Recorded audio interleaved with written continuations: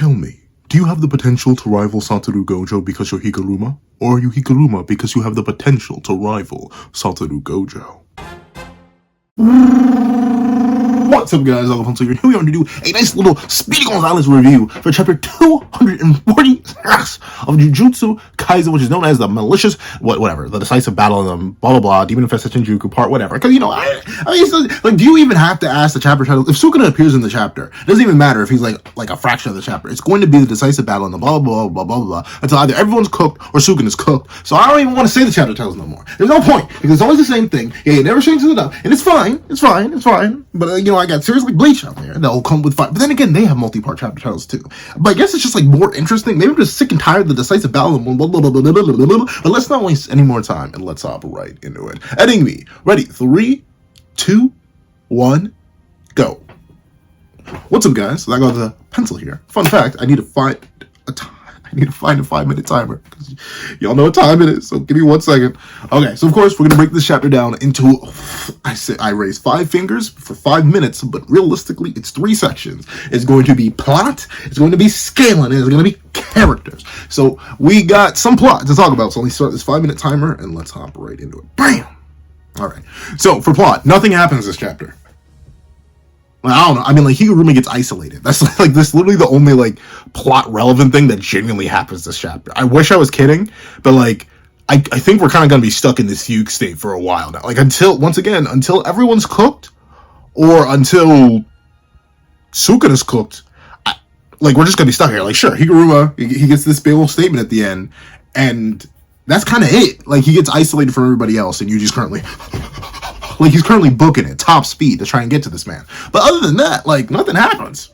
It's just a continuation of the battle. I mean, sure, there's some, like, plot revelations, kind of, sort of. We wrap up a, like, mysterious plot point with the Shiesty Sorcerer right here. He has Nanami's ratio blade, which is now imbued with the ratio technique. The, what's someone call it? Someone call it, like, the Curse Cleaver or the 7-3 Splitter or something like that. Whatever. The technique of Nanami Kento has been imbued into his blade. That was a plot line that was introduced in 222, I do believe, when Ito came in and had something to tell Gojo. I'm presuming it's this, because we didn't know that until now. So cool, the Shiesty Sorcerer now has access to the 7-3 ratio technique. I mean, I made a whole video talking about the 7-3 ratio technique and why I think it's overall kind of mid, and we can even see it's pretty mid against Sukuna. Unfortunately, if it really is limited to the blade itself and whoever's swinging it, get it out of Ino's hands. Like, put it in Itadori's hands. He'd benefit a lot from having an extra curse technique. Put it in Maki's hands. I mean, yeah, she could benefit a lot for having the ratio technique. Like, well, then again, she has Soul Katana. So maybe you don't want to double up on Maki, but like, put it in Yuda's hand, put it in Hakari's hand, put it somewhere else. I don't know. Like, limiting it to the Shiesty Sorcerer, I get why it's limited to him, because like, he's a Shiesty Sorcerer. Of course he's got to wield Nanami's blade, considering Nanami was his whole inspiration and stuff like that. But like, Sukuna, who's Omega Giga super fatigued, presumably, takes genuinely no damage. Like, sure, the ground breaks a little bit, but like, Ito doesn't even begin to break his skin or anything like that. And if we're under the assumption that Sukuna just still can't RCT, he literally takes negative damage from this, which is a similar case to Dagon, but like, then what was the point of this? Like, I mean, sure, it's nice to know that Nanami got a nice little blade send off, but in Ino's hands, it's kind of worthless. So, And then the rest of the plot, I mean, I guess there's some plot revelations, but those kind of like lead into scaling stuff. Like, we have a whole bunch of Jujutsu theory with Kusakabe. We spend like a whole like solid 2 pages or like a page and a half dealing with Theory Kaisen. Oh, and also we get this, but once again, this is more so a scaling statement rather than a plot statement. But essentially, Kusakabe gives us a game theory on how the dismantle and Sukuna's technique works. But once again, as much as I like to trust characters, he's just making a bunch of assumptions based on what he's been told. Just like we as a fan base have been making a lot of assumptions based on things we've been told. And just like many a time before, I don't trust it until I hear it from either Gei's mouth, which will be super unlikely. It's hard to even trust what they say half the time, considering what ends up happening, relatively earlier statements in the manga and what ends up changing. But unless I hear it straight from Sukuna's mouth, I don't believe it. Like, I'll be real. Like, it's nice, but even he admits, Kusakabe fully admits, like, I don't know, I'm making a whole bunch of assumptions here. Like, and once again, the biggest assumption he makes is that the flames can't be used. Like, we don't know that. Just like we don't know if he's genuinely right about dismantle and cleave. or anything that he theorized here. It's a whole bunch of nice theorizing, but like theorizing ended up executing Satoru Gojo. So like, I'm not buying into it all too much. But other than that, once again, this chapter is kind of light plot wise, and I assume it's going to be stuck like this. Is this entirely a bad thing? No. I do think giving all these characters their moments against Sukuna is nice. I think Kusakabe getting a moment where he's able to soak up some dismantles, that's very good. Sukuna being forced to acknowledge them that they've gotten better, I think that's a nice little character trait there. Obviously, Higuruma being acknowledged, he's like the main focal point of this chapter for being so Himothy. Like the whole chapter ends with the now famous page that I've been seeing everywhere. Everybody's been going nuts over Higuruma. Once again, it's more of a character thing, but we'll get to that. But yeah, obviously Higuruma's turned into Himuruma evermore, and now we're kind of holding on to him. I mean, plot-wise, Yuji's just getting continuously disrespected, but once again, that leans more into character stuff. But yeah, I don't know. Yuji, definitely for a character who came in so strong, looking at 244, when he boom, and he boom, and he boom, and he actually made Sukuna jiggle a little bit, like, I don't know, he's a little bit underwhelming, but once again, there is no real plot in this chapter, other than the isolation of Higuruma and the reveal of the Shiesty Sorcerer wielding the 7-3 Slicer. And that's about all we got for the juicy, thick Jujutsu plot. And I only have 10 seconds left, so allow me to take a sip before we hop right into scaling. Stay hydrated, folks. Drink your water. But with that being the case, allow me to refresh. Okay, scaling. None of this chapter kind of matters. Like, I'll be completely real with you. I was going in the review and talking, well, the full-length review. If you want super deep, in-depth thoughts with, like, breaking down multiple parts of the chapter, you can go to the full review. It's a chunky bad boy. And if you want more kind of longer, kind of shorter video, the live reaction over on Patreon for as little as $1 a month, or you can remember for as little as $3 a month. Check that out. But with it being the case, none of this scaling actually kind of matters, because this doesn't tell us anything we didn't already know. Like, in the sense that Sukuna's clearly not going all out. He's dragging this out to, like, the utmost degree. And, like, oh no, Sukuna's faster than Itadori. We knew that. Oh no, Kusakabe and Itadori aren't Sukuna level. We knew that. Oh no, Sukuna will take no damage from the racial technique. We knew that. Like nothing here is really all too crazy. The one major scaling thing that comes from this is that Sukuna right here acknowledges it's not just the brat. They've all leveled up their fundamentals in cursed energy strengthening. So everyone is stronger. And presumably this extends to characters who aren't even here, like Akari Kinji, like Yuta Okotsu. The only one who's weird, and I wonder if they've gotten stronger, presumably they should have, but they don't have cursed energy to refine and strengthen more. Maki? She's the only one who's kind of a mystery in terms of, like, did she get more powerful? Has she properly, fully surpassed Toji Zenin, her one's equal? I don't know. But this does kind of just lock in base Yuta as an entirely different beast from previous base Yuta, which could explain, like, Kenny getting just wiped in low diff when before the time skip, it was presumed that he would be a tough fight for anybody, according to Maki. Then, obviously, like, the rest of the cast and crew being this strong. But as we can see, like Sukuna, if he really wanted to, any of them could be annihilated in an instant. He double donated Choso in 5 seconds. Like there's really no contest here. And being real with you, I'm going to assume that Choso, just based on his previous feats and whatever buff he got from the 1 month of training, is most likely one of the strongest characters here. So, like, I mean, sure, the only, like, maybe weird outlier who may be crazy is Higuruma, but once again, you can tell. If Sukuna wanted Higuruma cooked here, he would just grab him like he already has and cleave him. As, if we go with Kusakabe's theory, the moment Sukuna gets his hands on somebody, arm gone, face gone, cooked. But he's not doing that. And since Sukuna is the main person everyone's fighting against this chapter, none of this scaling's real. The only character that has real scaling to, well, no, I put in quotation marks, but no, genuine real scaling to Sukuna, in his true form especially, is Kashimo. And by scaling, I mean, like, loosely reacting to some of Sukuna's attacks, some of them with warning. Other than that, he doesn't actually scale. And, like, unless you can assume that 20-finger Sukuna is the same as 20-finger Meguna, like, there's no stat difference, it's just extra arms and more chance. And if that's the case, then Gojo would have scaling to this Sukuna. But, like, those are the only two that Sukuna went all out against. One against Gojo because he needed to, and the other against Kashimo because Kashimo asked for it. But, like, right now, on a scaling front, none of this really matters. Because it's all either stuff we already knew, or just not valid. in the sense of like Kusakabe, he's able to use simple domain to take dismantles. Those mantles were probably at like 2%, maybe 1. We just know he's able to tank weak dismantles with simple domain. Nice. We know that Higuruma is able to tank something. Like, I'm not sure if this is supposed to be dismantle. Like, we see Higuruma standing here, we see Sukuna come in. I'm not sure what this is supposed to be. I'm assuming just based on Sukuna not using anything else, this is most likely dismantle.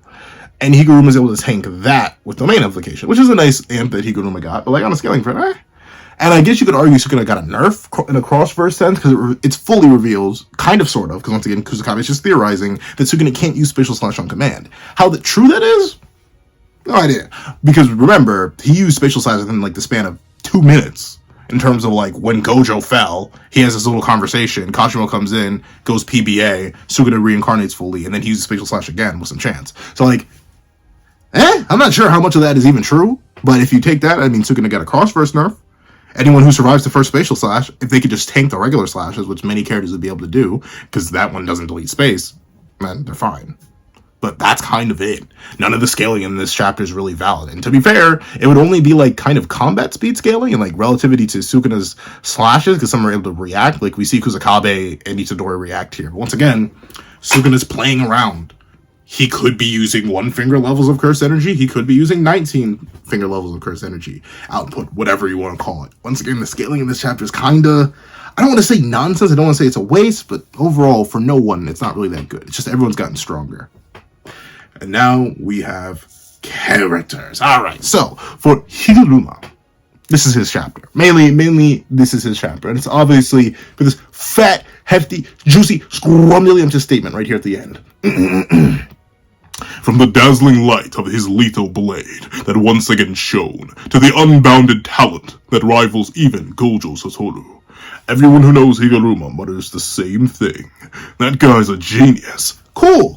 I am like 50% confident he's getting off screen. Like, it is genuinely a 50-50 that I open up 247. Is there a break next week or is there not a break next week? I see break next week at the bottom here, but I'm not sure. But with it being the case, there's like a 50-50 chance I open 247 and he's in half. Because I just don't buy it. Like, I'm sorry. I still, as much as I love Higuruma, and as much as I wouldn't mind, because there's a big thing character-wise. A lot of people are, and I'm going to make a video talking about it fully, but a lot of people aren't happy that Takaba was such a big part in Kenjaku's downfall. And a lot of people most likely wouldn't be happy if Higuruma actually did get Sukuna. So I don't buy it. Sure, it's cool that Higuruma has potential rivaling Gojo Satoru. Do I think it matters? No. I think if anything, he's going to be cut down. And or like his arm is going to be removed. Something's going to happen to Higuruma. I don't think he's actually taking down Sukuna. But then again, I wouldn't be mad at it. Like, don't take me saying like, oh, Sukuna is not going to be taken down by Higuruma, as in, I wouldn't want that. I would kind of be down with that. Because once again, there's still that final finger, and there's still the whole merger that I'm still like 99% confident is going to happen. But if the merger doesn't happen, and Yuta kind of just goes out with one of the most quick and most boring fights in the series, that's not going to make people happy. Maki not getting anything in the final fight is not going to make people happy. Hikari, he has Ororume. But like, we're not finishing Hikari we're not going to finish Gojo, well, not the Gojo after party versus Sukuna before we finish Hikari versus Ororume. So that's another thing that needs to happen still. So overall, Higuruma, I mean, I like it. I'm happy that he's got this kind of potential. And it's great to see it. I love the fact that he learned domain amplification. I even hope he like drops RCT next chapter. I hope he just keeps getting basically every fundamental that is built into the Jujutsu system. That would be cool for me. I'd be completely down with that. But do I think he'll succeed? No. If anything, I see this as a setup.